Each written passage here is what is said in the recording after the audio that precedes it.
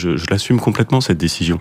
Je l'assume tellement que je veux l'expliquer. Le voyage total de Nouvelle-Calédonie, qu'on ne mentionne pas, a coûté beaucoup plus cher que ces 350 000 €, mais il a coûté nettement moins cher, 30% moins cher, que le voyage identique de mon prédécesseur en Nouvelle-Calédonie.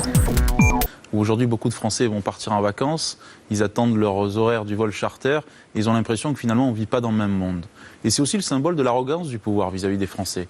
Parce que Édouard Philippe ne s'impose pas lui-même ce qu'il impose aux autres. On a voté une loi de moralisation de la vie politique, on a encadré les frais des députés, et force est de constater que ce que l'on impose aux députés, on ne l'impose pas forcément au ministre ou au Premier ministre. Je trouve que c'est regrettable.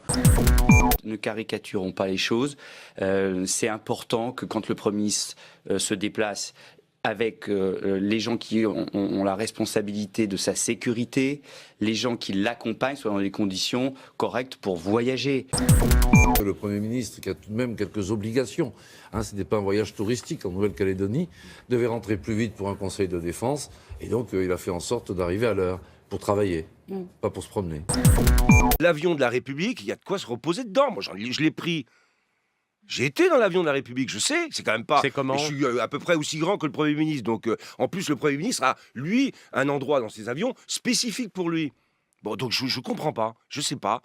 C'est pas explicable logiquement.